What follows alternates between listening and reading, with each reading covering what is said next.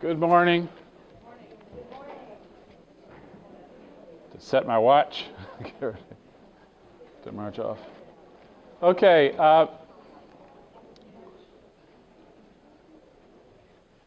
I'm going to try to cover quite a bit in about 40 minutes. And please excuse me when I start to flip through. The mic is not on? It says it's on. Wait a minute. 1, 2, 3, 4, 5, 6, 7, 8, 9. 1, 2, 3. The green light is on in the mic on the up here. 1, 2. I can take a handheld if that makes it simpler.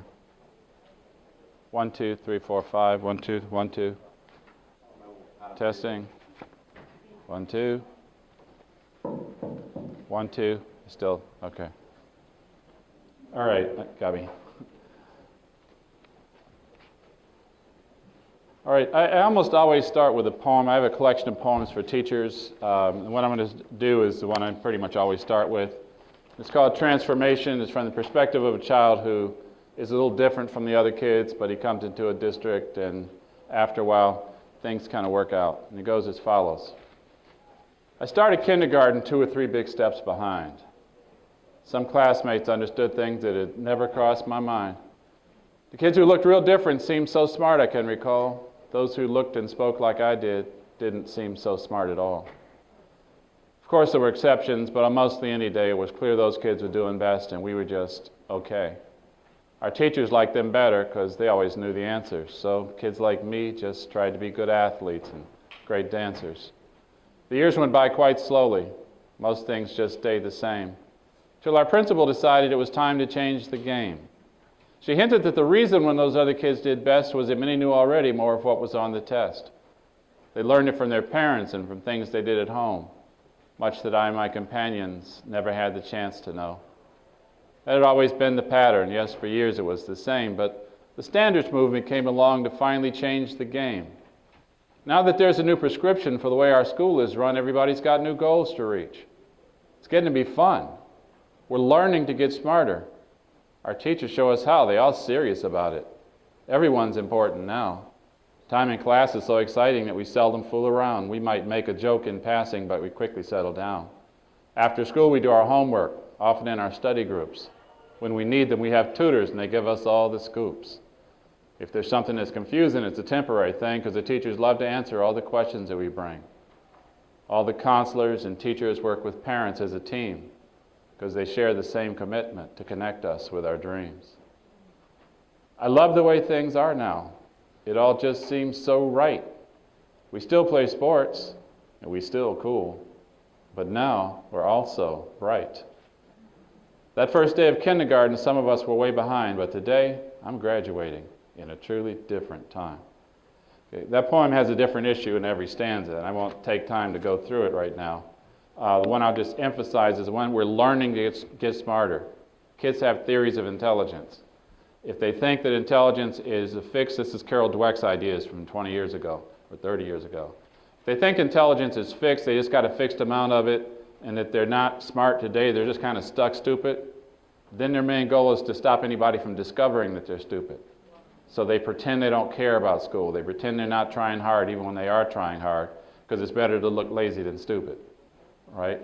On the other hand, if they think they're smart, but they also just think it's sort of just a fixed, what she calls an entity theory of intelligence, then they tend to want to show off. They want to show everybody how smart they are. Right?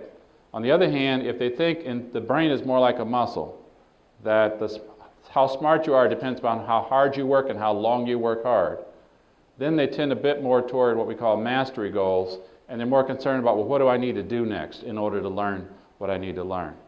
Right? Some of the more recent research says, well, kids do actually do best when they're high on both performance and mastery. Okay? They want to impress people, but they also want to learn a lot. Okay? But it's a particular problem with our struggling learners. If they don't understand that by working really hard they can get smarter, then they just feel like they're stuck stupid and it doesn't make any difference to try hard, and the main thing is just to stop anybody from finding out that you're not smart. And that just leads to a bunch of perverse behaviors. And we can affect those as parents. We can work on those in schools and all the different places where we interact with kids, just trying to help them understand that issue. But the main thing I want to talk about today is the idea that we may be in the early phases of a national movement, a movement I call the movement for excellence with equity. And we need to be in the early phases of a national movement.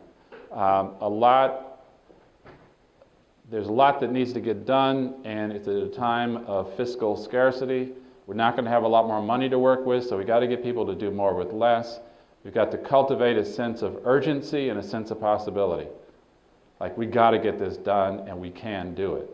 Okay, and part of what I want to talk to you about is how you wrap your mind around that idea. How we can get people to think, hey, yeah, we probably can do that.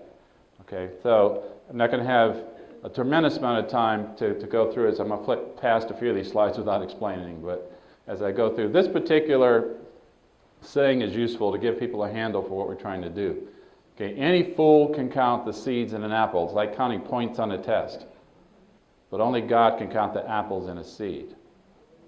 Okay, the apples in a seed are latent, unharvested potential. How many we get depends on how effectively we cultivate. And at this time and age, we need to cultivate past the point where we feel like stopping. Okay, we need to expect or pretend that we expect a much more bountiful harvest than we have any reason to expect based on our past history. And then when we put in more than the amount of effort that would seem warranted, we can be pleasantly surprised when we get a much more bountiful harvest than we ever thought. Okay, I've seen it happen with teachers in schools. And people talk about having high expectations. Well, high expectations teaching is a good thing. My friend John Saphir says we have to tell kids, this is important, you can do it, and I'm not going to give up on you. And the style of teaching that embodies that approach, and even for parenting that embodies that approach, this is important, you can do it, I'm not going to give up on you, is the style that we want. At the same time, preaching at teachers about having high expectations is kind of a waste of time. If they already have high expectations, great, they're going to live them out, they're going to work on them. But if they don't already have high expectations, preaching at them about them is not going to give it to them. Okay, so when you hear your school leaders preaching, we've got to have high expectations, that's not, there are better ways to do things than that. The trick to really raising achievement is giving teachers different things that they can do that are likely to be effective and giving them the supports to actually do those things. Okay, connecting them together in professional learning communities, as the last panel talked about, putting in external supports, and then creating both the supports and sometimes the pressure to actually do it. You've got to get sometimes people to move outside their comfort zones, but they can't expect folks to do that just because somebody said it was a good idea to do. Okay, we've got to put the supports in place in terms of the materials, but then have the basically press, we call it, a pressure sometimes on the other side of that. So we got to get more seeds from the apple. I mean, more apples from the seed. This is some of the standard facts that you've heard before, so I'm just going to click past those and assume you've heard all that stuff. On the gaps piece, a couple disconnected things. There's a lot of work to do in helping our policymakers and even our education departments use data appropriately and in the most insightful ways. And so there's some public education needs to get done that I don't have time, we don't have time here today or even at the conference to get this done. Things have been hinted at some other times, but the one notion is that we shouldn't be measuring gaps at the district level as much as we should measure them in terms of the comparison between each group in our districts and external benchmarks. Right now, we compare the black and Hispanic kids to the white kids inside the district when we talk about the gaps. Why should white parents buy into that?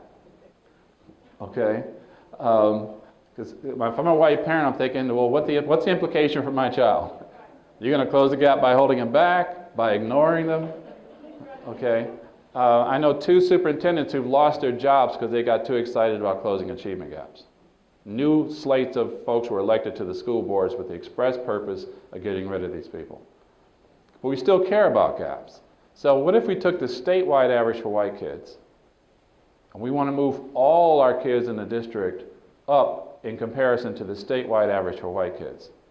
That way even our white kids can make progress in this metric, and we can celebrate the progress that the white kids make in relationship to the statewide average for white kids, even as we also celebrate the progress that our non-white kids make in relationship to that number, right? And if we close the gap between our black and Hispanic kids, for example, our Native American kids, and the statewide average for whites, if our black, Hispanic, and Native American kids are exactly equal to the statewide average for whites, and as far as I'm concerned, we've closed the racial achievement gap, right?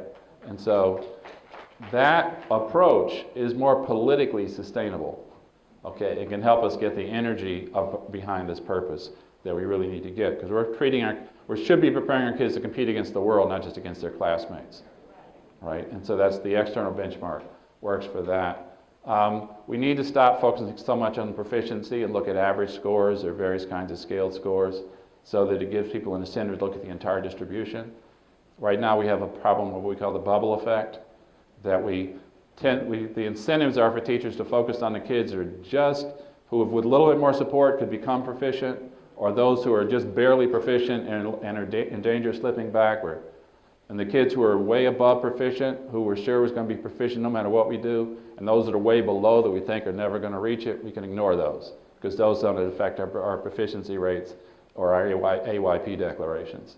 Okay, so we need to, even as parents, you can ask folks, when they say, oh, our proficiency rates are this, or the gaps between the groups and proficiency rates are this, ask them, what are the gaps in the average scores? Okay, you can have a gap in the average score that stays constant while the gap in proficiency rate goes away almost. Okay, you can play with that. If you set the proficiency rate low enough, everybody's above it. You got no gap with the proficiency rate, but a huge gap when you look at the average scores. Okay, and so you can fool yourself or fool other people, sometimes on purpose. All right, so, and the third point here, Stephanie earlier mentioned gain scores. We need to be looking at how much kids learn, not how much they know. Okay, over a period of time, we want to know, has my child learned anything over the past year? Measuring learning is difficult, and so some states still haven't quite got it right with regard to the methodology of this. And I'm not saying you're in a position necessarily to help them get it right, but just be aware that we're still in the middle of this, transitioning to a world where we measure what we call value-added achievement gains. There are a bunch of methodological debates that are still openly being debated. And even though our aspiration is to have good growth measures, exactly how you do it is still open to debate. I have very strong opinions about how to do it. Other people have other opinions, and we're still playing with it. But that's what we really want to measure and what we want to reward. We want to reward teachers for producing academic growth in our kids, and measuring it is part of the challenge we're still facing. Why should we think we can close gaps? And again, say this very quickly. Around the first birthday, there is no gap to speak of. Okay, now you could say, well, how are you going to measure a kid at the first birthday? Well, there's a thing called the Bailey test. It's probably the best we've got right now for measuring intelligence for kids who are around the first birthday. It stimulates them and looks at how they respond and so on. And it does have a bell-shaped curve, but we don't find group differences. So it looks like kids of different racial groups are starting at pretty much the same place at the first birthday. By the third birthday, those curves have split apart. Okay, and so the gap opens up between ages 1 and 3. Some of that's predictable based on the mother's own test scores and skills and background, but we shouldn't penalize a child because their parent didn't have certain kinds of skills. And the things that are different in the households where there are a lot of skills and versus those where there aren't, the things that are different in terms of parenting are things we can teach to a substantial degree. Okay, so as I talk about what the movement needs to have in it, parenting, communication to parents about things to do with their kids at home when the doors are closed, not with schools, nothing to do with school. We're talking parenting, not parent-school engagement. There are a bunch of things that we can do differently, even in the first 2 or 3 years of life, that will set kids up very differently for school, and we need to be attending to those things. IQ gaps have narrowed substantially over the last several decades. The black-white IQ gap was cut by a quarter between 1972 and 2002. The entire United States population experienced an improvement in IQ over the last century. I believe it's about 17 IQ points. They had to keep renorming it because it's supposed to have a mean of 100 and a standard deviation of 15. And they had to keep pulling it back down, all right, which just emphasizes that even IQ tests are skills tests. talk about IQ as if that's the genetic, biologic measure of how smart you are. It's a test. It measures skills. Okay? All tests measure skills. And kids acquire skills through their life experiences. The challenge is to give kids the life experiences that equip them with the skills that we want them to have. Okay? The IQ gaps have narrowed. The IQ for everybody is drifting, as I say, drifting upward in general. So that's another reason to think that we can do this. These things change over time. The NAEP, 62% of the black-white reading score gap disappeared between 1971 and 1988 for 17-year-olds.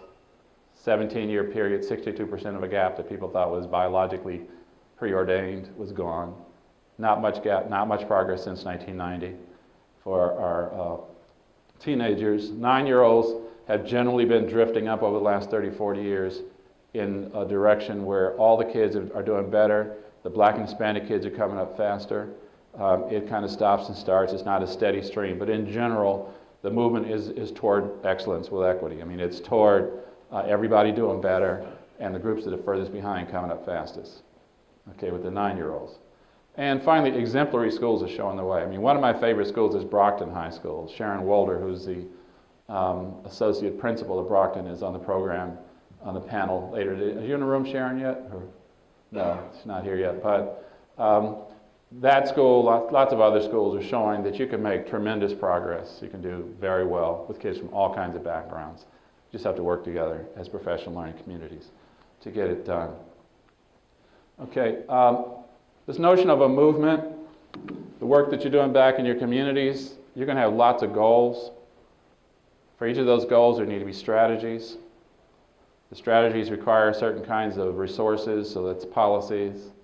The work actually takes place in the context of programs and projects. And inside those programs and projects, there are principles and practices that determine whether you're actually getting the work done well. Okay, when you're trying to think through what you're doing, trying to have a story to tell at every one of these levels. Okay, it means you've thought it through.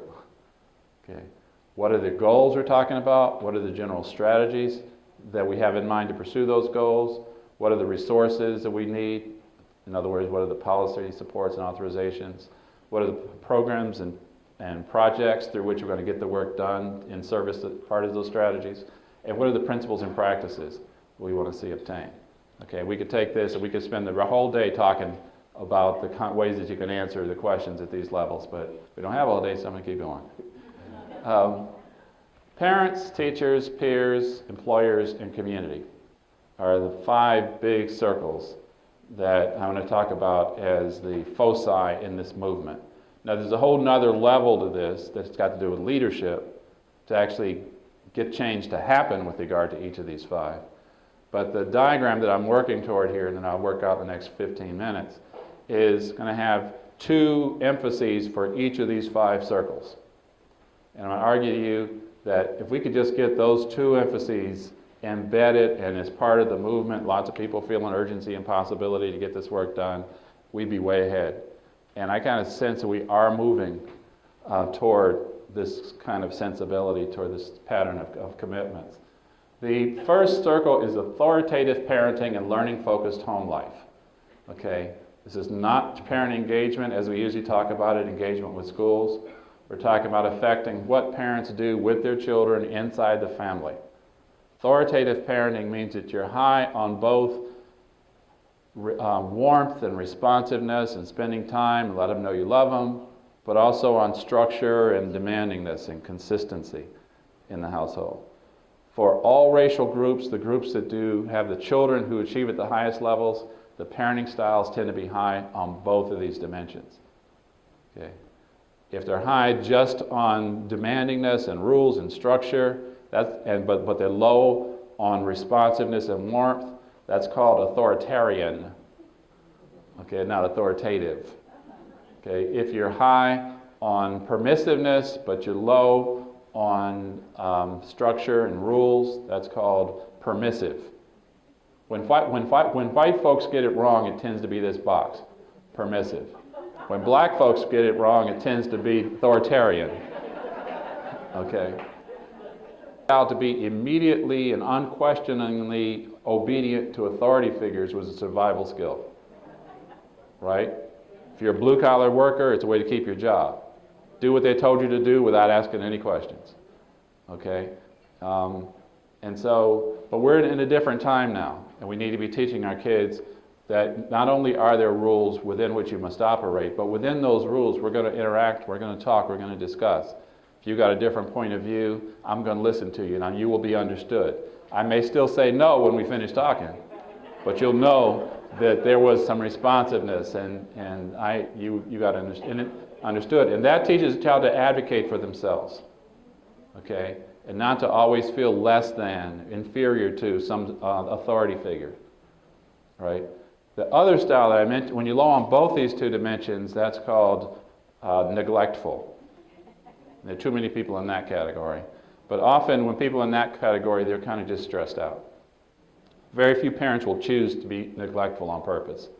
Okay, they need help. They need extra support. The other three styles are basically philosophical differences. Okay, people philosophically think it's good to give your child a lot of freedom and not too much constraint. Other people think, no, you got to put a lot of constraint on them and very little freedom. And then there's another philosophy that says, no, you actually need to be kind of high on both in a balanced kind of way. All right, so the authoritative is that, and that's really important for kids as they start to get up toward their late elementary school and all the way through high school. All right, the learning-focused home life also. Books in the home, huge differences across families and across racial groups. I mean, the folks on the bottom side of achievement gaps tend to have substantially fewer books in the home and a lot less leisure reading than people on the top side of achievement gaps. Okay, and so there's some things that are uncomfortable to talk about in public, but we can't fix it if we can't talk about it. So we got to find ways to talk about it. We got to have the bright messengers. Okay, no community wants other people coming into their community and say, your problem is you just don't parent like we do. Okay, you want somebody in your own community coming in and say, hey, we can do better than this. And let's talk about how we can do better. Okay, so we've got to mobilize and organize so that we get the right messengers at the right times and places communicating to people about how they can parent differently. Okay, if we're honest about it, the roots of the achievement gap are in parenting. It's there before school starts. By the time the kids get to kindergarten, the achievement gap is there the day they show up for kindergarten. It then tends to change then over the years. If you've got a really great schools, they can close it. If the schools are average or not so great, it's going to continue to widen across the years. So we got to deal with all these things. Okay, and I'm going to keep speeding ahead. There are a bunch of really interesting things to talk about with early childhood. I think I've got another breakout later today, so I'll have time to talk about some of those then. But for now, I'm going to speed around the circle. For parents, the second circle is homeschool linkages. A lot of the things that you spend a lot of your time on here, and again, there are lots of interesting ideas about that, but I'm not going to talk about it too much. Then for teachers, there are two big circles: methods and routines for observing and refining teaching. Some of the things that last panel talked about. Restart your computer. And then, so circle 3 again, methods and routines for observing and refining teaching. We're talking about professional learning community. And then methods and routines for team-based review of student work. Sitting together as teachers and studying our students' work to understand them better as learners and think about what the implications are for instruction. Most educators have heard this. It's been at least 10 years that we've all been talking about circles 3 and 4, professional learning community, watching each other teach and studying our students' work. Very few schools are doing this systematically and routinely. Okay, so if you're talking about wanting to know if your schools are really cutting edge in terms of doing the work of school improvement, go in and ask them to describe to you how it is that they work together as professionals to improve learning. Okay, ask them what the arrangements are for teachers to watch one another teach. How often do they do it? What kinds of discussions do they have after they do it? What kinds of supports do they bring in from outside of the building? Do teachers have permission not to participate if they don't want to? Okay, a lot of schools, they can get the choir involved, but they never get the congregation to sing. Okay, and so you got to, in my schools, the whole congregation singing at our schools, or is it just a choir that meets once a week on Thursday afternoon to practice together? All right. Ask them how they go about looking at student work. Ask can you come and watch sometime when teachers are sitting together looking at and discussing student work. And don't be surprised if they say, oh, we never do that. Okay, and so that is one of the things. If you find really great schools, they're doing both these things quite a bit. The fourth, 7 C's. This is Stephanie wanted me to be sure to talk about these. Stephanie mentioned 3 things, but actually we do a lot of work surveying teachers and students in schools, and some of this work is part of a lot of the research that's going on as a foundation for, I think, the next generation of teacher accountability and teacher evaluation, and it's very much about multiple measures, multiple times over multiple years. So you be measured several different ways, 2 or 3 different times a year on each of those ways, and it's only after 2 or 3 years that anybody's going to use it to judge your effectiveness. So no one instance of being measured makes that much difference. So there's no reason to get nervous that somebody's going to survey your kids today, or there's going to be some other measure, because it's going to be blended in with a bunch of other things before it has any consequences. On the other hand, one time of being measured can be informative for professional learning purposes. You can say, well, look at this this pattern suggests us some things we might usefully work on to improve our teaching. But the work we're doing, this is being used as part of the Gates Foundation's project on measuring effective teaching, for example. And what we discovered is that student responses on items that pick up these kinds of issues do help to predict how much they learn from one year to the next. And actually pretty large effects in terms of how much difference the learning is in the classrooms of teachers whose students rate them differently on these kinds of issues. And we don't actually ask a kid how much are you challenged on the surveys. We ask them for levels of agreement. They can say totally true, mostly true, somewhat true, mostly not true, totally not true, to a statement like, my teacher doesn't let people give up when the work gets hard. Okay, my teacher doesn't let people give up when the work gets hard. If they say that's mostly not true, because she lets people give up all the time, that's different from saying that's totally true in our class. You cannot give up when the work gets hard. Those are differences. Or that's one measure of challenge, is challenge for effort. Is that a question? Another item might be, if you don't understand something, my teacher explains it a different way, as opposed to just saying the same thing louder, for example. Or my teacher has lots of good ways to explain each topic we cover in our class. Okay, those get at the clarify kind of issue. Or our class stays busy and doesn't waste time. That gets at control. And people don't like the word control, but I just have not found a better word to capture an orderly classroom that starts with a C. Okay, and so if you got a better word than control that starts with a C and captures an orderly classroom. So that's things like our class stays busy, doesn't waste time, the students treat the teacher with respect, students behave the way my teacher wants them to. All right? So all of these things are correlated with learning. 3 of them do tend to be stronger predictors of learning. When I have classrooms full of educators, and I go one by one through all 7 of these, and I have them guess which one is most strongly correlated with learning, they virtually always guess care. Okay, and the questions for care are mainly sort of emotional support kinds of questions on the survey. And it turns out that care is not the strongest predictor. In fact, it's the weakest with this. Now, there's a bigger notion of care that's more than emotional support, that's just total flat-out commitment. When you ask teenagers what they mean when they say a teacher cares, it's not about emotional support, actually. What the teenagers say, it's a teacher who does things for you they don't have to do and they won't let you give up. It's somebody who's relentless about insisting that you will be successful. And if you're not happy about it today, that's your problem. Okay? It's not about happiness, and it's not about nice. Okay? It may even be about mean once in a while.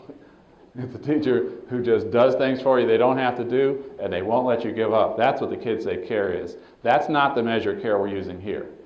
Measure of care we're using here is more the emotional support. My teacher encourages me to do my best. My teacher makes me feel he or she really cares about me.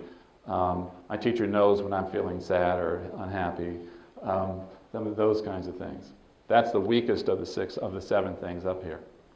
The strongest of the 7 things up here is something that often nobody in an entire room guesses. I had once 700 educators in a room, most master's degree education people. national organization. I went through this, had them guess. One person in the room guessed the right answer, and that person already knew. Okay? And I'll just tell you, since we have a lot of time, it's control. Okay? And probably very few of you would have guessed control if I had you guess that. Okay, it's our class stays busy and doesn't waste time. We're on task. High quality time on task is the strongest predictor of learning, period. Okay. Now, the second two strongest are challenge and clarify. Challenge is both challenge for effort and rigor. I'm pushing you to think hard and to work hard. Okay, so think hard is my teacher wants to know why I think what I think. My teacher wants me to understand the material, not just memorize it.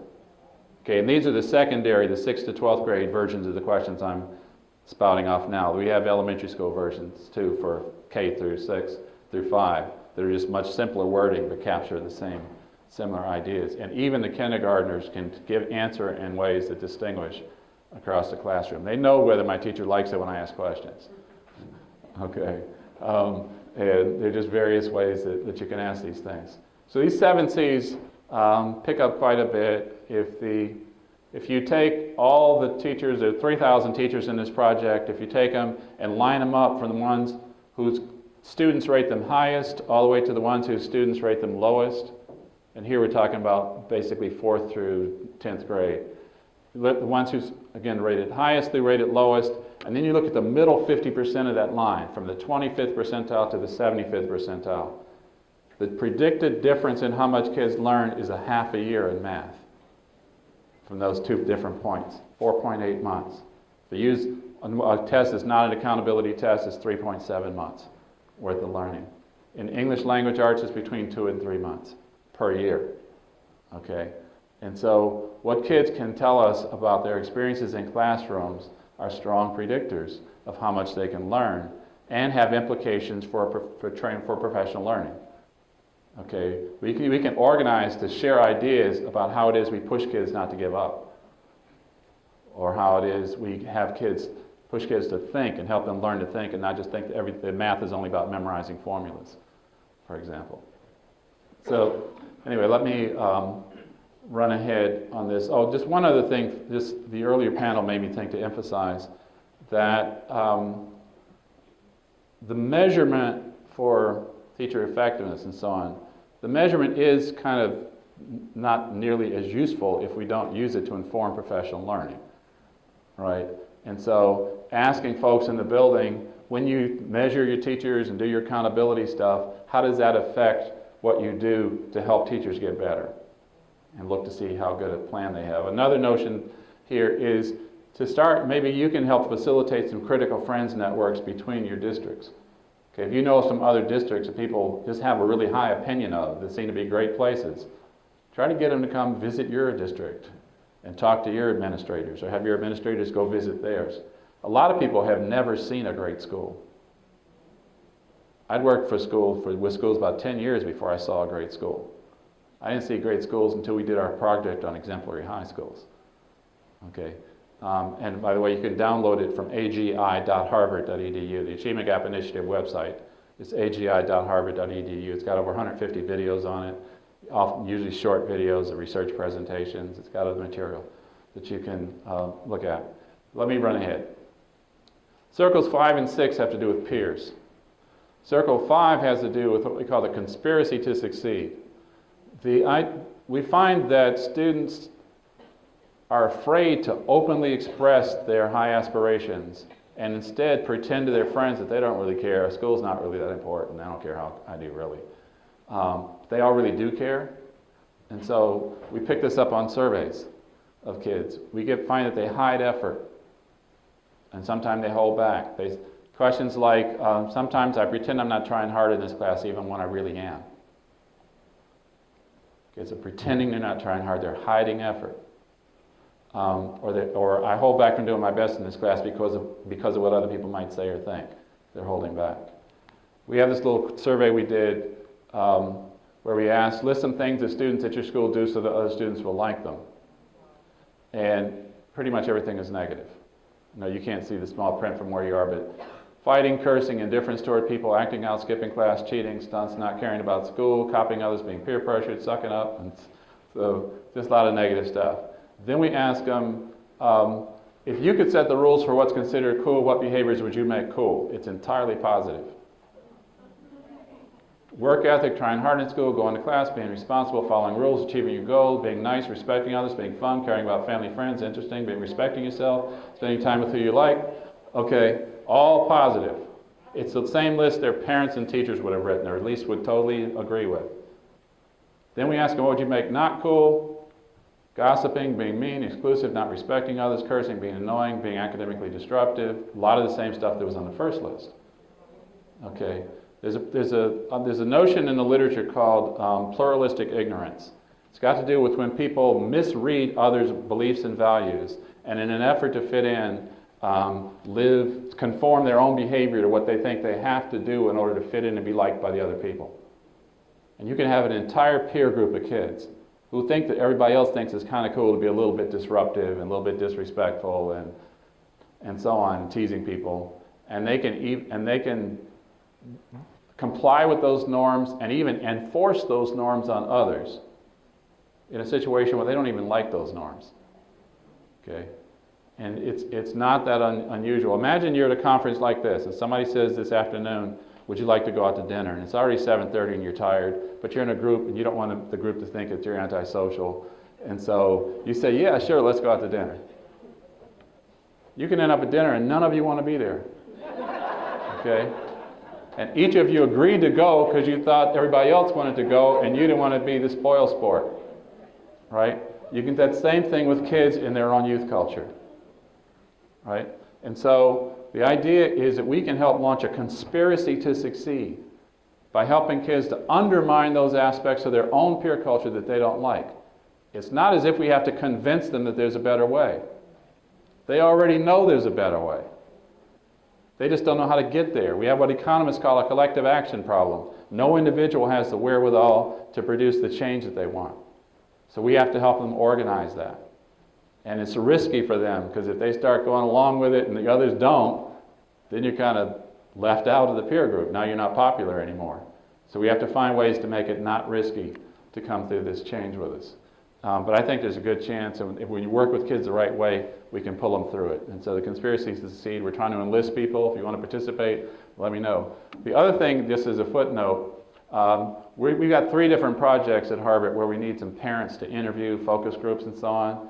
So if you want to help me get some parents who can be interviewed about parenting issues, and we need both, disadvantaged and middle class kinds of parents, just get to me and we can sort of hook you up. We've got graduate students who need this. The circles 7 and 8 are the employer piece. 7 is orientations to the world of work and possible selves. I want to get people in elementary school classrooms by 5th grade telling their life stories beginning when they were 5th graders. There's a program in Boston called They Made It, So Can I that does this. And they say they really connects with the kids. People's insecurities from 5th grade come out on their face and in their voices, and the kids can relate, and then they tell their life story going forward. Okay. Right now, we give kids very little guidance on just insight into what the pathways are. We have a report that came out last February called Pathways to Prosperity that's about building much better pathways for the kinds of kids who probably are not going to be 4-year college graduates. Right now, it's politically incorrect to suggest that any child might not be a 4-year college graduate. Okay. Earlier we heard that 40% of the kids will have a 2 or a 4-year degree. Only about a third are going to have a 4-year degree of all of our folks. So 2/3 of our kids right now are not getting 4-year degrees. And if we double that, we still got a third who won't get a 4-year degree. Right now we pretend starting toward middle elementary school that we've got a big 4-lane highway or 6-lane highway that everybody's getting on and it's taking them all the way to 16 years of schooling to a 4-year college degree. And there are other roads, but we don't need to maintain those roads because nobody's traveling those anyway. Everybody's going to the 4-year degree, right? The fact is, most people are going on those other roads, but they're full of potholes and dead ends and detours and vacant buildings and, and so we got to fix the rest of that system, okay? And as parents, you can be advocates for that. You can ask for parents and apprenticeships for youth, and then standard family supports at the community level, and then just places to connect and belong, right? So the idea is if we could get all those outer 10 circles in motion. I get this, the guys who are the jugglers, and they get all the plates spinning, and we could, as a society, have all those plates actively spinning, people working on all those dimensions over a period of time with a sustained sense of urgency and possibility. We could be substantially ahead of where we are. Okay, I'm getting more and more phone calls at my office. I run the Achievement Gap at Harvard. I'm co-chair, director of the Pathways to Prosperity Project. I'm getting calls from all over the country of social entrepreneurs calling me with all kinds of ideas that they're trying to implement in their communities on this agenda. The challenge right now is going to start to be, how do we coordinate this effort? We're going to have all kinds of people going to schools wanting to help in various ways. How do we manage the traffic on that? We need to use technology. We need to have other social structures to do that. We need regional collaboratives of our most influential elites to help make sure this stuff happens. Okay? And they need to support intermediary organizations that are currently mostly missing from the system.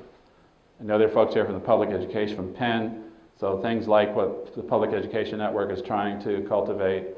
There are other examples of this. But we're talking about intermediary organizations that provide accountability and support to the frontline entities that serve kids, and information back up line to the folks who influence the resource flows. Okay? Right now, there's a lot of an intermediary nature that it's nobody's job to do in the system. And it needs to be outside the political system. It needs to be bipartisan, so it can't get captured by a mayor or a governor and then killed when that mayor or governor goes out and leaves office. So there's got to be something. You can't get elected unless you endorse and become part of this. But you also can't co-opt it because it's balanced, right? So I need to stop, but I'm going to stop with a poem. Where did I put my poems? Other chair. Okay. Okay. This is, and I can make these available to you too. You can use these. I have about 30 pages worth of poems, mostly written for educators. They're written over the last decade or so. You can use them in meetings to set things up and kick off. The videos that are on our website, there are 150 videos there now. We're about to add 20 more on parenting. You can have community meetings where you have people watch a 10 or a 12-minute video and then sit and discuss it and talk about implications. We're trying to have this ultimately shift to this particular graphic where you can click on a circle and find resources to help you with the issues behind that circle. So if you go to the website, agi.harvard.edu, agi.harvard.edu, and sign up to be on the list, on the mailing list, and you'll get notified when new things are done. But there's also already a lot of stuff there that you can plug into. And we just would like to be a node on the national network in this movement for excellence with equity where you can find materials that you want. Okay, the poem goes as follows. Again, it was written for high school teachers to get them to be more empathetic with their students. I'm going to have my dinner at my grandma's house today. My mom's is staying late for work to make some extra pay. Got a lot of homework, but I'm worried about my mom, so that it makes it hard to graduate. It makes it hard to concentrate. My mind feels like a bomb. I also got to make sure I wash some clothes to wear, and I got to get that stuff I need to tame my crazy hair. And while I'm doing that, I'll use the phone to make some calls to tell my friends the time and place for Friday at the mall. And sometime between now and then, I got to get some dough, because I ain't going to the mall all destitute and po. I know I should focus on that test I got in math, but my English paper's due soon too. I need some help, real bad. Some teachers think I just don't care. Some think I'm not trying. I think I'm caught in a trap. Sometimes I just start crying. But no one ever sees my tears because I just show the tough side. I like to seem real in control. If not book smart, then streetwise. I wish my teachers understood what it's like to be me, to see my life the way I do, the whole complexity. They see how hard it is to keep so many things in focus. They see how blurry things can get, how stuff can seem so hopeless. My teacher said I best be ready when I take that test in math, but I ain't got no help at home. I never knew my dad. I want to go to college, but for that I need good grades, and based on what my grades are now, there may not be a way. I don't know what I'm going to do. I need someone who's wise to help me figure out which way to turn, to empathize. But let me stop daydreaming, because I got a lot to do. If I don't start my homework soon, I never will get through. If I try and still can't do it, just won't hand it in. But if I don't try, I'll never know. So here goes. I'll begin. Every day I pray to find someone to guide me and to care. Is there any chance that you could be the answer to my prayer? Is there? I'm done. Thanks.